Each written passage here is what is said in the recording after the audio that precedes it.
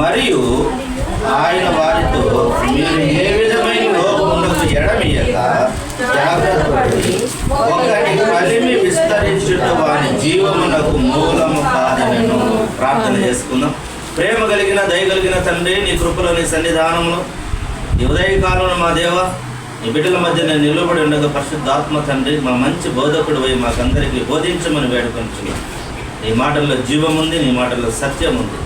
శక్తి కలిగిన మాటలు మా హృదయంలో నింపుకోవడానికి మా హృదయంలో ఖాళీ స్థలాన్ని దయచేయమని వేడుకొంటున్నాం. సమస్తము మర్యాదగా క్రమముగా జరుగులాగిన కృప దయచేయమని నజరేయుడైన యేసు క్రీస్తు నామంలో ప్రార్థన చేస్తున్నాము తండ్రి. దేవుని నామంలో అందరికీ వందనాలు. కూడి వచ్చిన మీకు ఈరోజు నేను వచ్చింది 8:45 వచ్చిన హైదరాబాద్ శుక్రవారం పైన పెళ్ళికి ఈరోజు వచ్చిన. అది ప్రిపరేషన్ కూడా అర్ధగంట 15 నిమిషాల్లో ప్రిపరేషన్ చేస్తాను. మామూలుగా నోట్ బుక్ పెట్టి రాసుకుంటాను నేను, టైం లేదు. అక్కడ పెళ్ళికి అటెండ్ అయ్యి కాబట్టి ప్రయాణంలో తోడుగా ఉన్నాయి. ఏదేమైనా ఈరోజు ఉండిపోవాలి అన్నారు కానీ నాకు ఆదివారం నాకు మనసు ఎక్కడైనా ఏదో ఒక సమయంలో నేను ఉండలేదు. ఎందుకంటే దేవుడు మనకిచ్చిన పనిని అజాగ్రత్తగా చేయకూడదు, జాగ్రత్తగా చేయాలి. ఒళ్ళు దగ్గర పెట్టుకొని చేయాలి పని. ఆ మాట నాకు నా ఒక మాట ఉన్నారు. 48 ఇర్మియా గ్రంథం 40వ అధ్యాయము 8వ వచనం ఒక మాట చూడండి. ఎందుకంటే దేవుని కార్యాలు ఎలా చేయాలో అనేది పార్టీ ఇర్మియా 40:8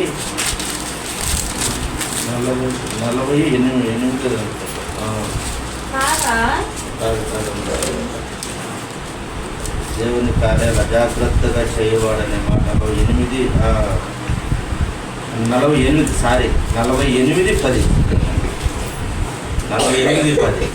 యెహోవా కార్యమును అశ్రద్ధగా చేయవాడు, యెహోవా కార్యమును అశ్రద్ధగా చేయవాడు శాపగ్రస్తుడగునుగాక.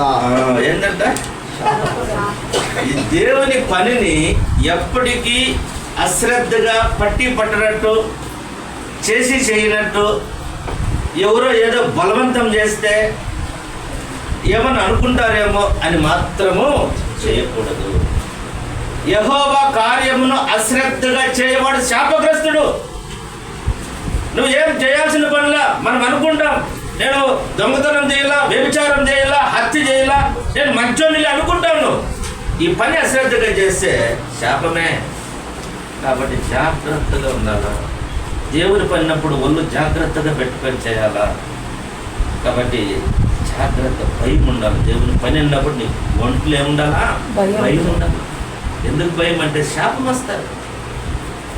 సాధారణంగా ఏమనుకుంటాం మనమందరూ, నేను ఏ పాపం చేయాల, ఎవరి సొత్తు ఆశించుకోవాలా, నేను వ్యభిచారం చేయాల, దొంగతనం చేయాల, ఇవన్నీ కథలన్నీ వస్తాయి. కానీ నువ్వు చేయాల్సింది, నువ్వు దేవుని పని అశ్రద్ధగా చేస్తే వాటికి మించిన శాపము వస్తుంది. కాబట్టి జాగ్రత్తగా ఉండాలి. కాబట్టి నాకు ఈ మాట అయితే భయపడతా ఉంటుంది. ఎప్పుడు కూడా భయపడతా ఉంటాను. నాకు అందుకోసం చేస్తే కరెక్ట్గా చేయాలి, లేదంటే కూర్చోను. ఈరోజు మన అంశం ఏమంటే త్రిత్వం తర్వాతి మొదటి ఆదివారంలో మనం అంశం ఏమంటే వాస్తవమైన జీవం.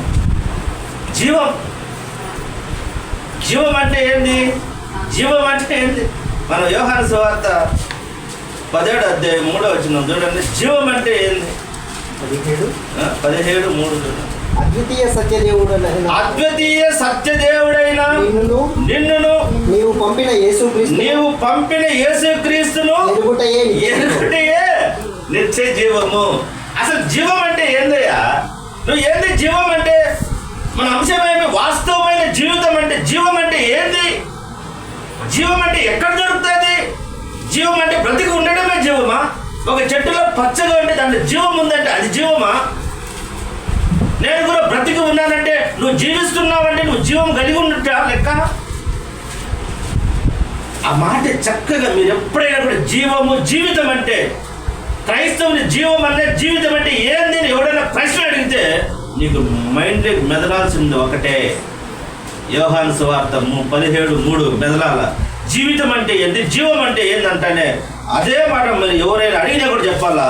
అద్వితీయ సత్యదేవుడైన నిన్నును నీవు పంపిన యేసుక్రీస్తుని ఎరుగుటయే నిత్య జీవితం. యేసుక్రీస్తుని తెలుసుకోవడమే జీవితం. యేసుక్రీస్తుని ఎరగడం అంటే ఏంది? తెలుసుకోవడం ఏంటంటే నాకు మోడీ తెలుసు, నేను తెలుసు ఆయనకి ఏమన్నా అట్టగా తెలుసుకోవడం అంటే ఆయన గుణ లక్షణాలు తెలుసుకోవడం, ఆయన లోతుగా తెలుసుకోవడం, ఆయనలో ఉన్న స్వభావాన్ని నువ్వు అర్థం చేసుకోవడం. అది తెలుసుకోవడమే జీవం. ఇంక వేరే ఏమీ లేదు. నువ్వు ఇంకేం చేయాల్సిన పనిలే. యేసుక్రీస్తును క్షుణ్ణంగా అధ్యయనం చేసి ఆయన ఎలాగో ఈ లోకంలో జీవించాలో, పాపం అంటకుండా ఏ విధంగా బ్రతికి చూపించాడో దాన్ని క్షుణ్ణంగా పరిశీలించి తెలుసుకొని నీ జీవితానికి అన్వయించుకోవడమే జీవము. మన అంశం ఏమి ఈరోజు? వాస్తవమైన జీవితము. నిజముగా ఆయన యేసుక్రీస్తు, ఆయన జీవాధిపతి అయిన యేసుక్రీస్తు. అపోస్తలులు వాళ్ళు చెప్తారు, శిష్యులు చెప్తారు, మీరు జీవాధిపతి అయిన యేసును చంపిరి, ఆయన 3వ దినం ముందు లేచాడు, దానికి సాక్షులు మేమే. ఈరోజు జీవం అంటే ఏంది? జీవితం అంటే ఎవరైనా అడిగాను ఏంది జీవితం అంటే? ఎందులో జీవితం అంటే పోతాందులు అనుకోవడం కాదు. యేసుక్రీస్తుని ఎవడు తెలుసుకున్నాడు వాడే జీవించేవాడు. తెలియని వాడికి ఎంత డబ్బులున్నా కూడా వేస్ట్ పనికిరాను. మనం అనుకుంటాం మీరు గొప్పవాడు, చాలా ఆస్తిపడు అనుకుంటాం, కానీ దేవుని దృష్టిలో ఈరోజు మనము మొదటి పాఠముగా మనం ఏం చదివినాము? లూకాసు వార్తలో మొదటి పాయింట్ చెప్పుకున్నాము. లూకాసు వార్త తీసి పెట్టుకున్నందుకు లూకాసు వార్త తీసి పెట్టండి.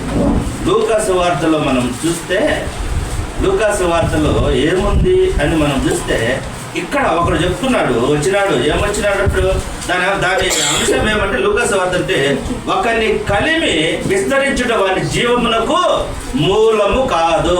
దీని రెఫరెన్స్ సెట్టింగ్ ఏమి? మనకు లూకాసు వార్తకు మనకు చదువుకున్న ఆ ప్యాసేజ్కి హెడ్డింగ్ ఏమి? ఒకరిని జీవము ఏంటంటే ఒకరిని కలిమి, ఆ మాట రాసుకో మీరు. ఒకరిని కలిమి విస్తరించడం వారి జీవానికి మూలము కాదు. ఒకరికి ఆస్తి ఎక్కువ పెరగడము వారి జీవానికి కాదు, మూలం కాదు. పరలోక రాజ్యానికి అదేమి ఆధారం కాదు. మూలం అంటే ఆధారం కాదు, రూట్ కాజ్ కాదు అది. అక్కడ ఒకడు వచ్చినాడు, అయ్యా నాకు మా అన్నదమ్ములకు కాదు వచ్చింది, మా ఆస్తి పంచిపెట్టంటే యేసుప్రభు ఉంటాడు, ఏంట్రా నన్ను ఏమన్నా తీర్పునిగా పెట్టాడా? నేనేం పంచాయతీ చేసుకొని వచ్చినాను ఇంటికి. ఈరోజు అనేక మంది సేవకులు భార్యాభర్తల మధ్య వాళ్ళ సర్దుబాటు చేయాల్సింది పోనిచ్చి, అన్నదమ్ముల మధ్య సర్దుబాటు చేయాల్సిన పని ఆస్తి తగాదాల్లో సేవకులు తల దూర్చి వాళ్ళని నానా శోధన చేసి ఏ స్వామి ఉంటాడు, నన్ను ఎవడా పెట్టింది, నేను అవి చేయను అంటున్నా. ఏం ఆ మాట నేను వాస్తవంగా చెప్తాను చూడండి. పాలు 12 వస్తుంది చూడండి. పాలు పంచి పెట్టవలనని నా సహోదరు చెప్పమని ఆయన అడుగుగా, ఆయన పోయి మీ మీద తీర్పునిగా నేను పంచిపెట్టువాను కానీ నన్ను ఎవడు నియమించినని అతనితో చెప్పాను. చేస్తామంటాను, నన్ను ఎవడే నియమించి, నేను వచ్చి నా పనిగా. ఈరోజు మనం సేవకులుగా దేవుడు నిన్ను ఏ పిలుపుకు నిన్ను పిలిచాడో, ఏ పనికైతే నిన్ను పిలిచాడో ఆ పని చాలించి ఇంకో పనికి పోకూడదు. యేసుక్రీస్తు లోకాన్ని రక్షించడానికి వచ్చింది, నేను తగాదాలు పంచాయతీలు తెచ్చడానికి వచ్చినాడా? అందుకే ఆయన అంటున్నాడు, పోయి నన్ను ఎవరే పెట్టింది తీర్పరిగా. అంతలో ఒకడు వచ్చేసి ఆ మాట అంటాడు, ఏమన్నాడు? అంతలో చెప్తాడు చూడండి. మరియు ఆయన వారితో ఏ విధమైన లోపము ఎడమేయక జాగ్రత్త పడి ఒకరిని కలిమి విస్తరించిన జీవమునకు మూలము కాదును. ఒకరికి ఆస్తి దండిగా సమకూర్చుకుంటాడు, వీడు జీవానికి పోతాడని కాదు, పరలోక రాజ్యానికి పోతాడని కాదు. డబ్బు చాలా ఉంది, దండిగా ఉంది, ఎక్కువ ఆస్తిపరుడు కాబట్టి పరలోకం పోతాడని వీలు లేదు అంటున్నాడు. మనకి ఎన్నో ఉదాహరణలు ఉన్నాయి. లాజరు కురుపులతో కుక్కలు నాకే. అబ్రహాము రొమ్మున ఆనుకొని ఉన్నాడు, ధనవంతుడు ఎదురుగా ఉన్నాడు, ఇంటి ఎదురుగా, వాడు నరకంలో పడతా ఉన్నాడు. నీవు రోగిగా చనిపోయినా పర్వాలేదు, పేదవానిగా చనిపోయినా పర్వాలేదు, కానీ పాపిగా మాత్రం చనిపోకూడదు. నువ్వు రోగాలు వచ్చేసి చిన్నికలకు చనిపోయినా పర్వాలేదు, కానీ నీ నీతిని వదులుకోకూడదు. నువ్వు పాపిగా మాత్రము చనిపోకూడదు. ఈరోజు చాలామంది అనుకుంటారు, మాకు రోగాలు వచ్చినా మేము పాపం చేసినామేమో అనుకుంటాం. బైబిల్ గ్రంథంలో ప్రత్యక్ష సాక్షి ఎక్కువ అని కుక్కలు కురుపులు నాకెను. ఎంత దయనీయమైన స్థితి. మనమైంటే ఇటు ఏం కర్మ చేసినాడో, ఎన్ని పాపాలు చేసినాడు, మనం తీర్పురిగా తీర్చున్నాం. కానీ అబ్రహాం రొమ్మును ఆనుకొని నెమ్మది పొందుతాడు. వాడిని చూసి అడుగుతున్నాయా కొంచెం చుక్క ట్రాఫిక్ అంటే ఎంత చూడండి. మనం చూసుకున్నాం ఈరోజు ధనాన్ని చూసి నువ్వు ముచ్చిపోకూడదు. అందుకోసమే ఈ మాట చాలా చక్కగా చెప్తున్నాడు. వీడంతా ఏం చెప్తున్నాడు, నేను వాడికి భూమి దండిగా పండితే పంట కూర్చుకొని 18 వచ్చిన చెప్తున్నాడు, నా కొట్లు విప్పి వాటిని గొప్పవాటిగా కట్టించి అందులో దాన్ని మంతటిని ఆస్తిని సమకూర్చుకొని నా ప్రాణముతో ప్రాణమా అనేక సంవత్సరాలకు విస్తారమైన ఆస్తి మీకు సమకూర్చబడినది, సుఖించము తినుము త్రాగుము సంతోషించమని చెప్పుకుంటున్నాడు. వేరేవాడ ఈ రాత్రికే చచ్చిపోతున్నాను, ఈ రాత్రికే నీ ప్రాణం వెళ్ళిపోతుంది. ఎవరిదైతే అది చేస్తంత, ఎవరిదైతే అది చేస్తంత. మరి బెంగళూరులో ఒక బిచ్చిగాడు చనిపోయింటే 1 రూమ్ గిల్లింగ్ చేర్చే ఎన్నో కోట్లు దొరికినాయంట. ఎన్ని కోట్లు? ఎవరిది? నీ ఆస్తి నీకు పనికిరాదు. వాడు అనుకుంటున్నాడు, అబ్బా ఈరోజు చాలా మంది చేస్తున్న తప్పు ఏదంటే బిడ్డల కోసం మేము ప్రయాసపడుతున్నాం, ఆస్తి సమకూరుస్తున్నాం, వాడు సుఖంగా ఉంటే కదా అని నీవు నానా గట్టి తిని నువ్వు ఆస్తి సమకూరిస్తే వాడు ఒక్క రోజులను తాగి తందనాలు ఆడి పేకాటేస్తాడు. అదే నువ్వు దేవునికి భయపడి దేవుని మాటలు దేవుని భక్తి నువ్వు నేర్పిస్తే 1000 తరాల వరకు వారి వంశం పిల్లల తరం 1000 తరాలు దేవుని సన్నిధిలో అభివృద్ధి చెందుతారు. ఏది ముఖ్యం? నీ ఆస్తి 1000 తరాలు ఉండాలని నువ్వు సంపాదిస్తావు, వాడు 2వ తరంలోనే పోగొడతాడు. అదే నువ్వు దేవుని సన్నిధిలో ఆశీర్వాదాలు నీ బిడ్డ కోసం కన్నీళ్లు కార్చి నువ్వు కట్టిన పునాది పైన వాడిని నిలబెడితే వాడిని తరాలు 1000 తరాలు దేవుడు కరుణిస్తాడు. ఏది తప్పది? ఏది మేలు అంటావు? ఆ దేవుడు చూసిది ఏదో నా బిడ్డకి ఎంత దాచిపెట్టిపోతే బాగుంటుంది అనుకుంటున్నారు చాలామంది తల్లిదండ్రులు. దేవుని ప్రేమను, దేవుని ఆశీర్వాదాలు నువ్వు సంపాదిస్తున్నావా? ఆస్తిని సంపాదిస్తున్నావా? ఈరోజు ఆలోచన చేయాలి. ఈరోజు ఆస్తి నువ్వు ఆస్తి అనేది నీ వెంట పడాలి, కానీ నువ్వు దాని వెంట పడకూడదు. ఎప్పుడు కూడా డబ్బు కోసం దాని వెంట నువ్వు పన్నావనుకో, అది ఎట్టయితారంట. 23వ సామెతల గ్రంథం 23వ అధ్యాయము 4-3-4-5 చదవండి. 3-4 వచ్చిన చూడండి ఏమన్నారు. సామెతల గ్రంథము 23వ అధ్యాయము 3వ వచనము 4వ వచనం. అతని రుచిగల పదార్థములను ఆశింపకము, అవి మోసపుచ్చు ఆహారములు, ఐశ్వర్యము పొంద ప్రయాస పడకము. నీకు అట్టి అభిప్రాయము కలిగినను దాన్ని విడిచిపెట్టుము. నీవు దాని మీద దృష్టి నిలిపిన తోడనే అది లేకపోవును, నిశ్చయముగా రెక్కలొచ్చి ఎగిరిపోతుంది. నువ్వు అనుకుంటున్నావు ఆస్తి సంపాదించాలని, నీ దృష్టి దాని మీద పెట్టిన వెంటనే రెక్కలు వచ్చి ఎగిరిపోతుందంట. నువ్వు రెక్కలు వచ్చి పట్టుకుంటే కింద పరిగితే దాన్ని అయినా పట్టుకోవచ్చావు, కానీ భూమి మీద పరిగితే రెక్కలు వచ్చిందని ఎప్పుడు పట్టుకుంటాడు. కోడి కింద దొరుకుతుంది కాబట్టి తల్లిదండ్రులు పట్టుకుంటాం సండే. అదే పైన పోయే బాగాన్ని ఎవరు పట్టుకుంటాడు దాన్ని? అంటే నువ్వు ఆశపడి ఆస్తి సంపాదించాలని నువ్వు దాన్ని వెంట పడితే దాని మీద దృష్టి నిలిపిన తోడనే రెక్కలొచ్చి ఎగిరిపోతుంది. అందుకోసమే దావీదు మహారాజు ఒక మాట అంటాడు 23వ కీర్తనలో, కృపాక్షేమములే నా వెంట వచ్చును. నువ్వు దాని వెంట పడడం కాదు, నీ ఆస్తి నీ డబ్బు నీ వెంట పడుతుంది. ఎప్పుడు నువ్వు దేవునితో ఉన్నప్పుడు మొదట ఆయన రాజ్యాన్ని, ఆయన నీతిని వెతుకు, ఇవన్నీ నీ వెంట పడతాయి. ఈరోజు మనం అది చేయడంలే, డబ్బు సంపాదించాలని యాసలో పడి దానికోసం పరిగెత్తా దగ్గర ఎక్కడికి పోతా ఉంటే నువ్వు పరిగెత్తి నీతో చిన్నపడిపోతావు. కానీ నువ్వు దేవుని వెంట పడితే ఇవి నీ వెంట పడతాయి. అందుకోసం నేను ఒక పాటలు నాకు సరిగ్గా రాదు, కానీ బంటుల వల్లే నీ వెంటబడును అనే మాట ఉన్నది. బంటులు అంటే అవి ఏంటి? ఐశ్వర్యమో డబ్బులేంటి? మన బంటులే, మనం చెప్తే వినేటివి. అందుకోసమనే దావీదు అంటాడు, కృపా క్షేమము నా వెనుంట వస్తారని నేను ముందు పోతా ఉంటే నేను వాటి కోసం ఎదురు చూడలేదు అంటున్నాడు. ఇక్కడ నువ్వు డబ్బు సంపాదించిన ఆశ నీ మనసులోకి వస్తే తీసేయి. ఒకవేళ దాని మీద దృష్టి నిలుపుతానే అది ఎక్కడ వెళ్ళిపోతుంది? ఈరోజు నువ్వు దేవుని ప్రియ సంఘం, మన వాస్తవమైన జీవితం జీవించుకోవాలంటే మనం డబ్బును ఆధారం చేసుకోకూడదు. నా ప్రాణమా తినుము తాగుము అంటే నాకు ఒకడు ఉన్నాడు, ఒకడు బామర్ది కావాలి, వాడు మందు తాగి వచ్చినాడు. ఎందుకురా మందు తాగినావే అంటే, బైబిల్లోనే ఉంది మామ అన్నాడు. ఏముందిరా, తినుము తాగుమని ఉంది కదా. అదే తినుము తాగుమని. ఎక్కడికి మార్చినారా దేవుని వాక్యాన్ని, పరిశుద్ధమైన వాక్యాన్ని, శక్తి కలిగిన వాక్యాన్ని, అగ్గి లాంటి వాక్యాన్ని నువ్వు దేనికి మార్చినావరా? నీ అనుకూలం కోసం. దేవుడు చెల్లిస్తాడా? దేవుడిని నువ్వు వాడుకుంటున్నావా? దేవుడు నిన్ను వాడుకోవాలి, కానీ నువ్వు దేవుడిని వాక్యాన్ని వాడుకోకూడదు. దేవుడే నిన్ను వాడుకోవాలా, నువ్వు ఆయన వాడుకోవద్దు. అవసరాన్ని బట్టి వాడుకోవడానికి ఆయన ఏమన్నా మనిషి అనుకుంటున్నావా? రోషము కలిగిన దేవుడు, పౌరుషము కలిగిన దేవుడు, శక్తివంతమైన దేవుడు. జాగ్రత్తగా ఉండాలి. ఒక మాట మాట్లాడు.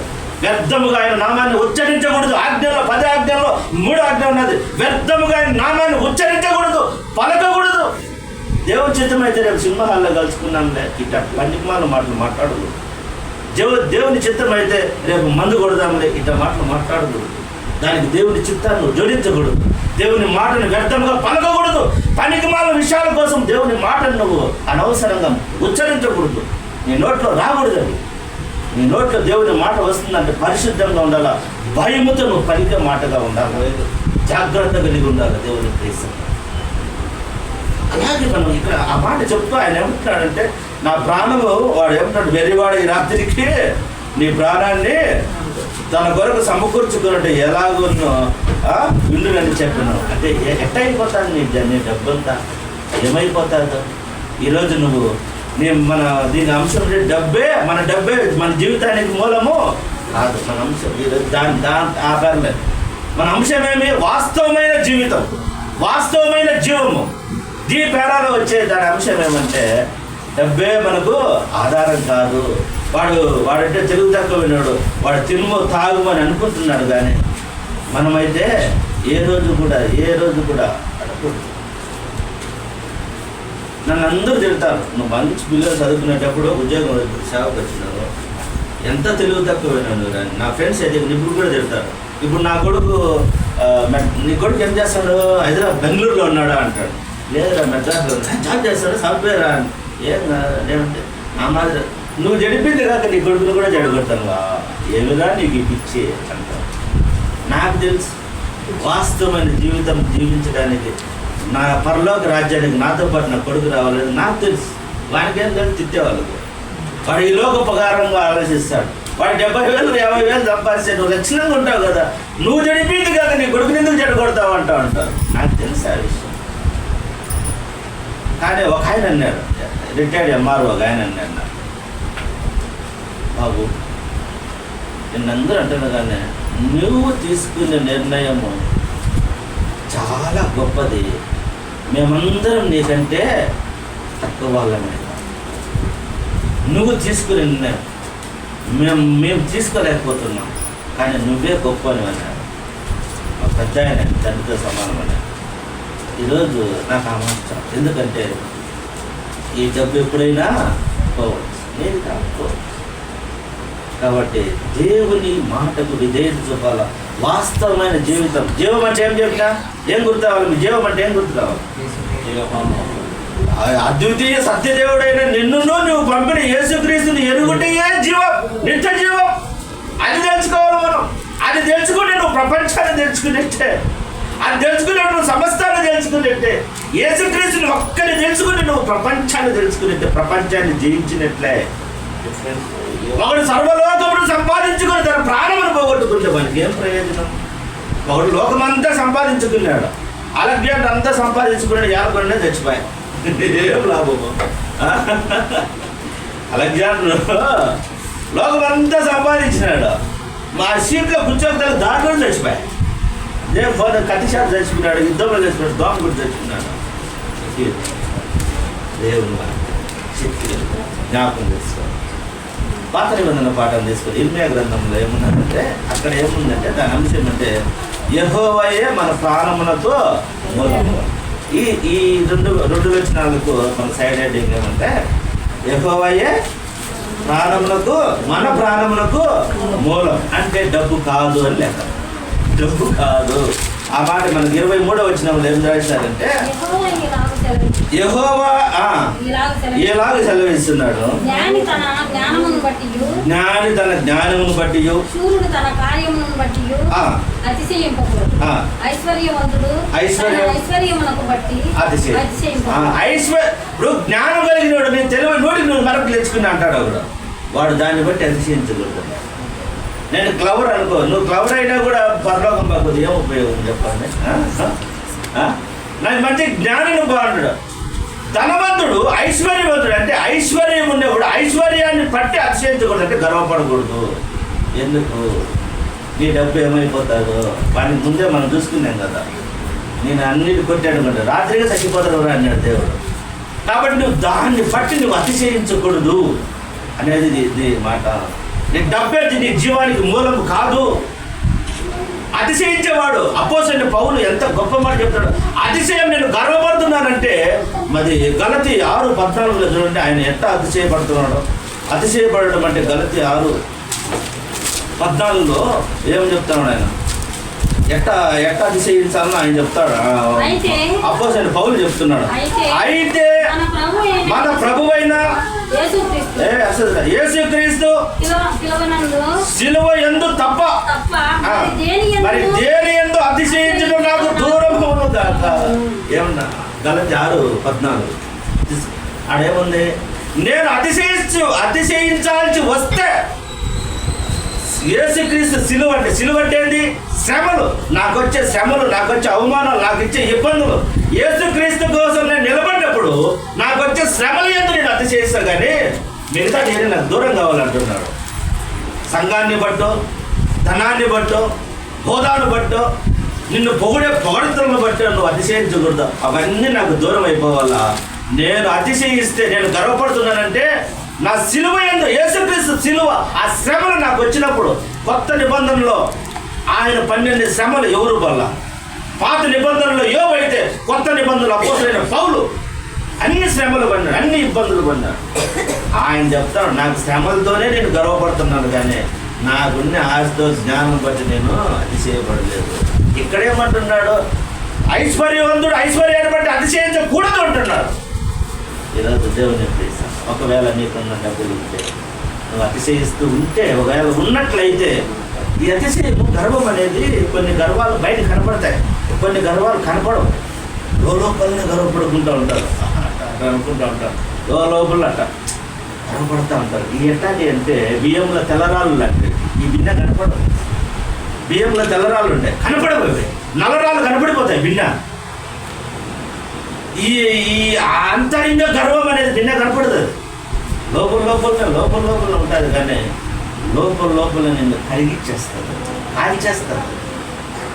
మనకు తెలియకుండానే కాల్చేస్తుంది. కాబట్టి గర్వం అనేది తీసేయాలి. అతిశయం లోపల అతిశయం తీసేయాలి.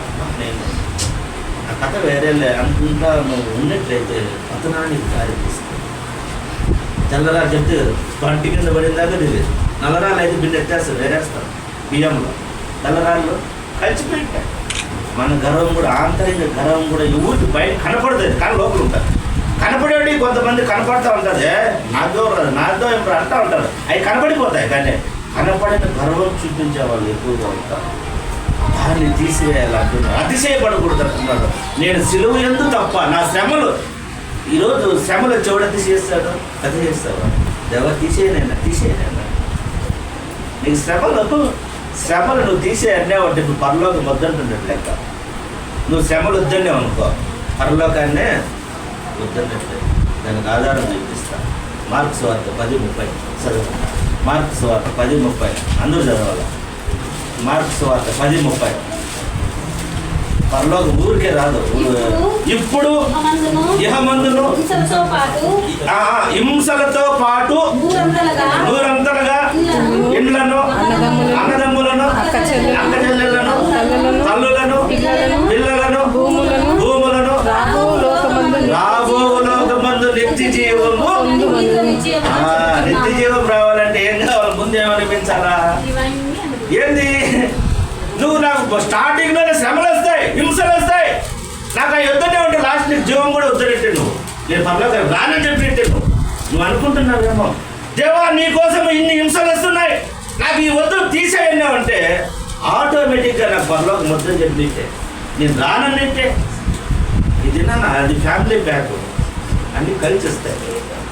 ఏ జీవము, ఇండ్లు, హింసలు ఇదంతా ఒకే ప్యాక్. ఈ ప్యాక్ వద్దున్నాడు, దానిలో ప్యాక్లో ఉండేది జీవం కూడా పరలోకం కూడా వద్దు. నువ్వు తీసుకోవాలా. నువ్వు 10 రూపాయలు లేదంటే బొమ్మ గొలుసు ఏ విధంగా ఉంటుందో, ఈ రెండు ఉంటే ఏ విధంగా చెల్లుబాటు అవుతుందో కాయను, నీవు కూడా పరలోక రాజ్యాన్ని ఉంటే ఇవి అవి రెండు చూసుకోవాలా. నాకు హింసలు వద్దు నాయన, ఈ లోకంలో సుఖంగా ఉంటా, చచ్చిపోయినప్పుడు కూడా పరలోకం తీసుకుంటే ఈ కుదరవు నాయన అంటాడు. ఇవి చల్లదు. అందుకే చెప్పేది బాగా గుర్తు పెట్టుకుని. ఎందుకంటే హింసలతో పాటు అన్నాడు. అంటే ఆ హింస లేకుండా నేను ఇక్కడ సుఖంగా పెట్టి అక్కడ సుఖంగా పెడతానని ఎప్పుడు చెప్పలేదు, చెప్పడు కూడా. మన ఊరికి ఈరోజు బోధలు మారిపోయినాయి. క్రైస్తవ బోధలు ఎట్లా అయిపోయినాయంటే, నువ్వు ఏమన్నా చేసిరా దేవుడు నిన్ను దీవిస్తాడు, నీకు ఆరోగ్యం వస్తుంది, ఐశ్వర్యం వస్తుంది, పిల్లలు అయితే బిడ్డలు పుడతారు, నీకు మంచి ఉద్యోగం వస్తుంది, నువ్వు 2 నిధులు కట్టుకుంటావు, ఆస్తి సమకూర్చుకుంటూ ఈ చెప్పి చెప్పి చెప్పి చెప్పి క్రైస్తవ సమాజాన్ని మభ్యపెట్టినారు. నాయన వాటితో పాటు ఇవి కూడా వస్తాయి, ఎనకంటే వస్తాయని చెప్పేవాడు తక్కువైపోయాడు. నువ్వు వాటికి సిద్ధపడితే బాప్తిజం చేసుకో, లేదంటే బయటకు పో. ఎవడు అడిగినాడు? యేసుక్రీస్తు నమ్మినాను. కొత్త వాళ్ళకు కొంతమంది చెప్తారు, ఎట్లా ఒకటి బాప్తిజం తీస్తే పని అనుకుంటూ ఉంటారు చాలా మంది. ఎట్లా ఒకటి ముంచేద్దాం అని ఏదో విధంగా మంచి వాడు తట్టుకోలేడు. వాడికి ముందే చెప్పాలా, నువ్వు యేసుక్రీస్తు నమ్ముతున్నావు, ఇవన్నీ వస్తాయి, సిద్ధపడితే రా, లేదంటే పో, లేదంటే సిద్ధపడినాక రా అని చెప్పాలి. అంతేగాని ఏదో దొరికినా లేదని చెప్పి ముంచేసి అడిచిపెడితే సమస్యని మళ్ళా చక్కగా గర్భాప్సి అయిపోతారు. కాబట్టి చాలా కఠిన ఈ బోధలు ఎలా ఉండాలంటే, దేవుడు చెప్పమని చెప్పాలంతే కానీ వాడెవడో వెళ్ళిపోతాడని వాని మెప్పు కోసం నువ్వు ఎన్ని చెబితే పొగిడించే ఉంటాడు. 1 రోజు పడిన వెళ్ళిపోతాడు, అప్పుడైనా వెళ్ళిపోతాడు. జాగ్రత్తగా ఉండాలి మన బోధలు. మనం కూడా మన సంఘస్థులు. అందుకే మన సంఘంలో మనం నేను చెప్పే వాళ్ళకి చెప్పే మాట అంతే, ఉన్నట్టు చెప్పాలి. వాడు నొచ్చుకుంటాడు, కట్టపడతాడు, ఏమన్నా చేసుకుంటాడు. ఈ బుద్ధి కాకపోతే 6 నెలలకైనా వస్తాడు, రాకపోయినా బాధలే, నేను బాధపడు. ఎందుకంటే వాస్తవం ఉన్నట్టు చెప్పాలా. తెలుసుకుంటే వాడు ఎప్పటికైనా స్టాండ్ అవుతాడు. అంత సుఖంగా పెట్టే కష్టం వచ్చాడు ఏమైపోతాడు? నీ కష్టాలు నీకు శ్రమలు వస్తాయని చెప్పకపోతే వాడు అలర్ట్గా ఎట్టుంటాడు? ఈరోజు శ్రమలకు అందుకే ఆ మాట చదివించారు. జీవం అంటే వాస్తవమైన జీవితం. నీకు జీవం కావాలంటే ఏం కావాలా? వాస్తవమైన మన అంశం వాస్తవమైన జీవం. ఆ జీవం కావాలంటే నువ్వు శ్రమలకు సిద్ధపడాలా. వస్తాయని నీకు తెలియాలా. వస్తాయి కూడా, అవి రాకుండా మాత్రం ఉండవు, అవి ఆగవు. అవి ఆగినా ఏంటి నువ్వు పరలోకానికి లేనట్టే లెక్క. నాకు శ్రమలే రాలేదంటే నువ్వు సరైన క్రైస్తవుడు కాదండి. బాగా గుర్తు చెప్తాను మీకు అందరికీ. మీకు శ్రమలు ఇబ్బందులు రాలేదంటే మీరు ఇంకా క్రైస్తవులు కానట్టు. అయినారంటే వస్తాయి. నిజమైన క్రైస్తవులు అయితే శ్రమలు వస్తాయి. రాలేదంటే నేనేమో దేవుడు ఆశీర్వదించినట్టు కాదు. బాగా గుర్తు పెట్టుకోండి. నాకేం లేవు, ఇబ్బందులే లేవంటే నన్ను బాగా ఆశీర్వదించిన తప్పది. ఆ మైండ్ సెట్ తీసేయండి. శ్రమలు వస్తాయి, ఇబ్బందులు వస్తాయి, వాటి తర్వాత జీవం ఉంది. ఆ జీవం కోసం నువ్వు ఎదుర్కోవాలా, నువ్వు నిలబడాలా. దేవుని ప్రేక్షకులు వాస్తవమైన జీవితం పొందాలంటే ఈ ఆస్తి, ఈ ఐశ్వర్యమే మూలం కాదు. ఇక్కడ ఉన్నది ఎన్ని ఆశీర్వాదాలు కాదు. కొంతమంది అంటారు దొంగతనమో ఏదో పనిమాల పనులు చేసి ఆశ సమకూర్చుకొని దేవుడు నిండారుగా దీవించినాడు అంటే ఏమవుతుంది? రాను. కాబట్టి ఇది జ్ఞాపకం చేసుకోవాలి మనం ఈ విషయాల పట్ల. అలాగే చూడండి, పత్రిక పాఠం తీసి పెట్టుకోండి. పత్రిక పాఠము 1 తిమోతి, అక్కడ అది చూస్తారు. 1 తిమోతి మనకు ఇచ్చిన 1 తిమోతి 6వ అధ్యాయము 6 నుంచి 19 వరకు మనం ఇక్కడ చూస్తే కొన్ని విషయాలు ఉన్నాయి. ధనం అనేది ఎలాంటిదంటే మనకు ఒక మాట 9వ వచనం చూడండి. ధనవంతులగుటకు అపేక్షించువాడు శోధనలోను, ఉరిలోను, అవివేక యుక్తములను, హానికరములనైన అనేక దురాలోచనల పడుదురు. అట్టివి మనుషులు నష్టములోను, నాశనములోను ముంచివేయును.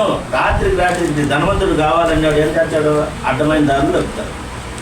రాత్రి ధనవంతుడు కావాలంటే ఏం చేస్తారు? ఎర్రచందనం వ్యాపారం చేస్తారు. రాత్రికి ధనవంతులు కావాలంటే గంజా వ్యాపారం చేస్తారు. రాత్రికి వ్యాపారం కావాలంటే ఏం చేస్తారు? దొంగతనాలు, ఏటీఎంలు కొట్టడం ఇవన్నీ చేస్తారు. వాళ్ళు ఎక్కడ పడతారంట? ఉరిలోను, శోధనలోను, ఇంకా ఏమంటారు? అవివేక దర్గములు, నాశనములోను ముంచి వేస్తాడంట. ఈరోజు నువ్వు కలిగిన దాంతో తృప్తి పడి ఉండాలి. దేవుడు నీకు ఎంత ఇచ్చాడో దానితో నిజాయితీగా సంపాదించుకుని ₹1 అయినా నువ్వు సంతోషంగా గడుపు. డబ్బులు నువ్వు ఆశపడి అడ్డమైన దారులు తొక్కద్దు అంటున్నాడు. ఇంకా ముందులో చూసి తాము పొడుచుకున్నారంట. చూడండి ఏం చేసుకున్నారు ఆ 10వ వచనంలో చూడండి. ఎందుకనగా ధనాపేక్ష సమస్తమైన కీడులకు మూలము, కొందరు దానిని ఆశించి విశ్వాసం నుండి తొలగిపోయి నానా బాధల్లో తమను తామే పొడుచుకుంటారు. విశ్వాసులు ఎవరు పోయినారండి? దీని అంశం ఏమంటే ధనవంతులకు అపేక్షించేవారు శోధనలను ఉరిలోనూ పడరు. అంటే ఇక్కడ ఎవరు పోయినారంటే విశ్వాసులు అంటే చూడండి. విశ్వాసం నుండి తొలగిపోయినారు. ఈరోజు సేవకులుగా ఉండి ఆస్తులు అమ్ముకొని కొట్లాడుకుంటారు. దేంట్లో తొలగిపోయినారు? విశ్వాసముల నుండి తొలగిపోయి. నీకు ఇచ్చిన విశ్వాసం ఏమి?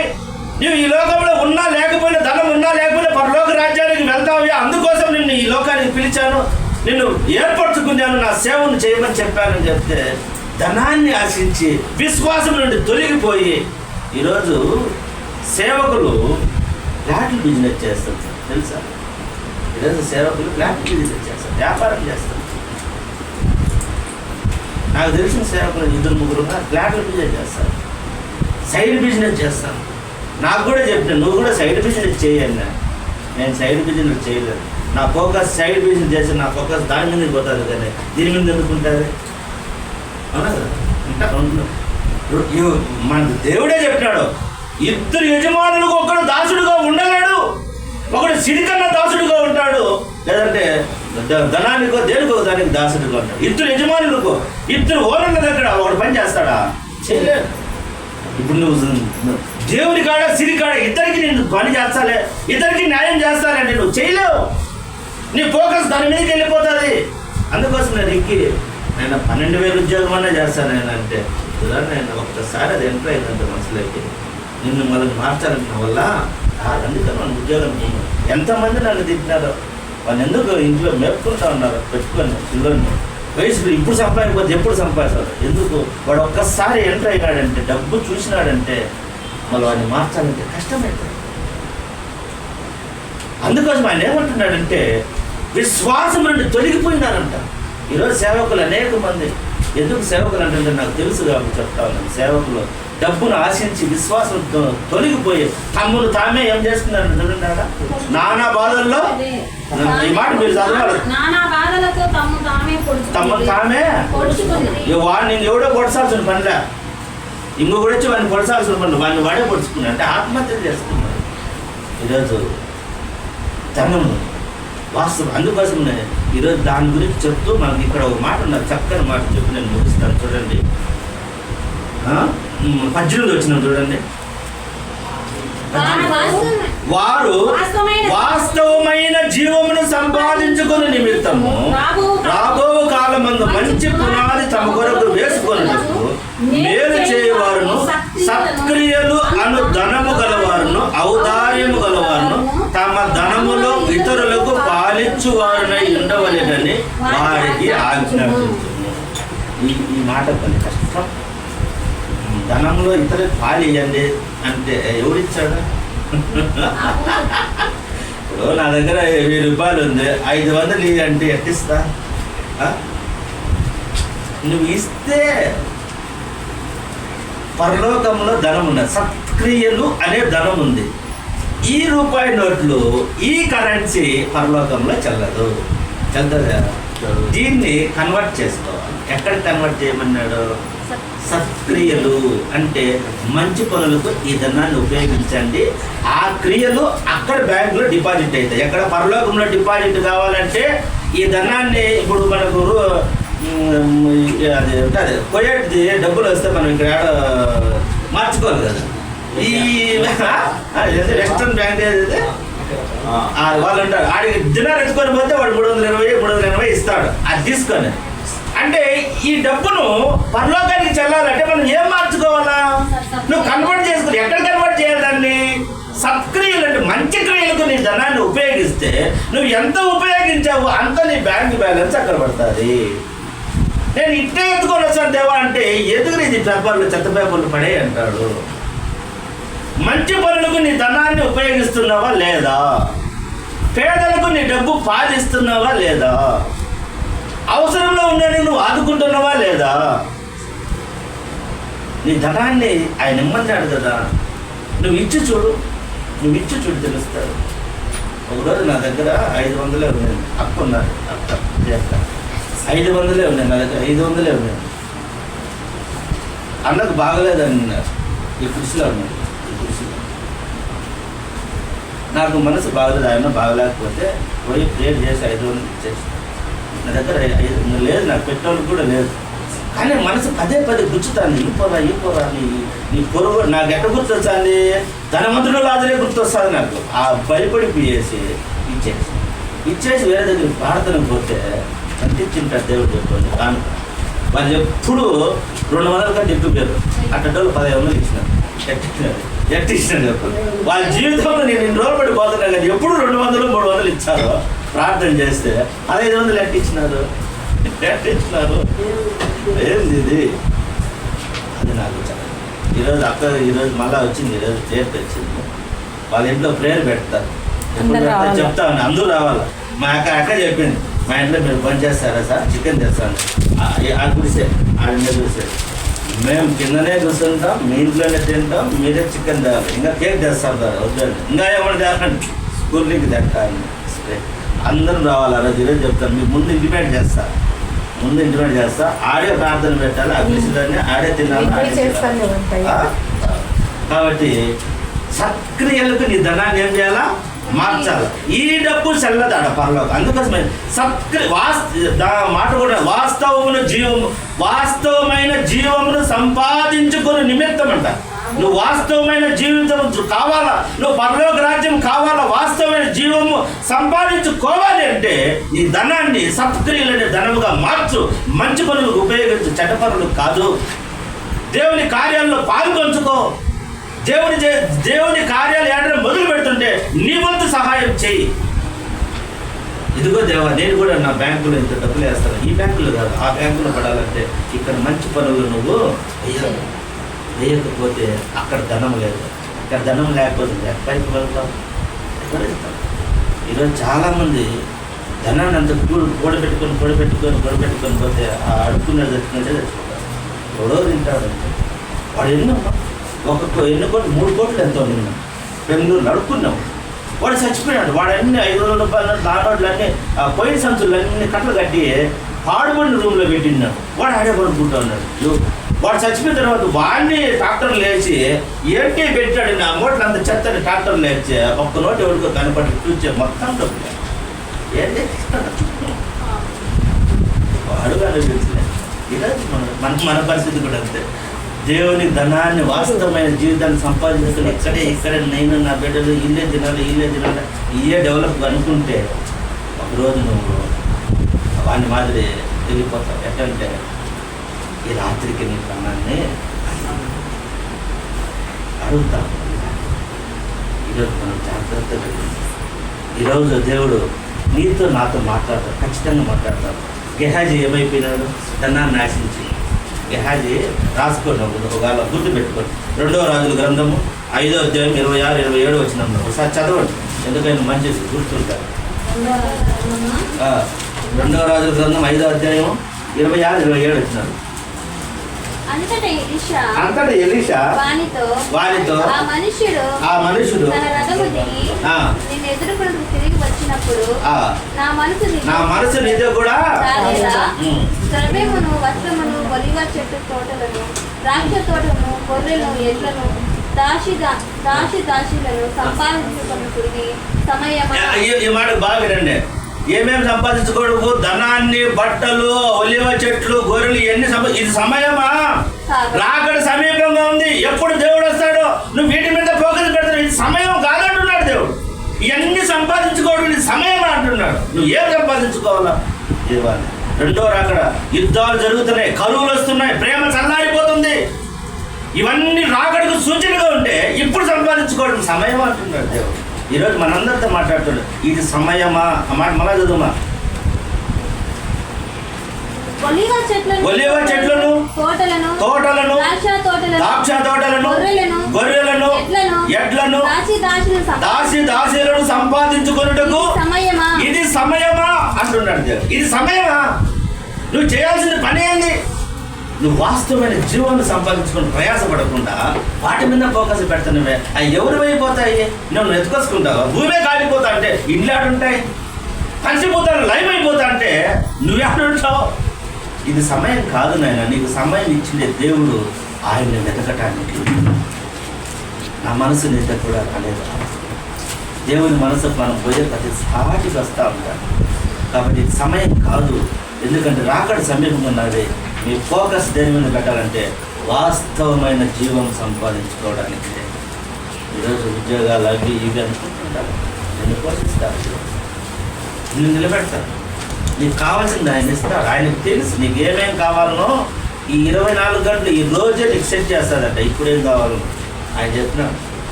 మనం కష్టపడాల్సిన పనుల తిండి కోసం అయ్యి ఈ 24 గంటల సమయం ఏ నాటికి ఆ కీడు చాలు. అదే చెక్ చేస్తుంది. దేవుని బిడ్డలకు ఆ సమయంలో చెక్ చేస్తుంది. ఈ టయానికి ఇది కావాలి, ఇది కావాలి, ఇది కావాలి. అది తలుపులాడు వస్తూ ఉంటుంది. ఏం పెట్టాలి నా బిడ్డలకు? ఆయన మళ్ళా దేవుడు నన్ను చెప్తాడే, ఏదో ఒకటి చెక్ చేయాలని అది భయపడుతూ వెళ్తూ ఉంటుంది. నీకెందుకు భయం? నువ్వు నిశ్చంతంగా ఉండాలి. దేవుడితో కనెక్ట్, దేవునితో సంబంధం పెట్టుకోనంటే ఖచ్చితంగా ఉన్నాం. ఇది సమయం కాదు. దేనికి సమయంగా చెప్పం? నేను చెప్పేది కాదు. మళ్ళా ఈ సమయం కాదని చెప్పి అంత ఎత్తుకొచ్చి నాకేం నన్ను ఎవరన్నా. నేను వాస్తవం చెప్పినాను. ఇది సమయము దేవుని వెతుకుదాం. అది అటువంటి కృప, అటువంటి భాగ్యం దేవుడు మనందరికీ దయచేయను. ఆమేన్. పాట పాడతావా? 2 చరణాలు కానుక. ఉపకారము ధర్మమును చేయడం మర్చిపోకూడదు. అంటే యాగము దేవునికి ఇష్టమైనవి, సంతోషం తెచ్చుడు వాడు దేవుడు ఎంతో ప్రేమించాడు. 2 లైన్లు వాడు.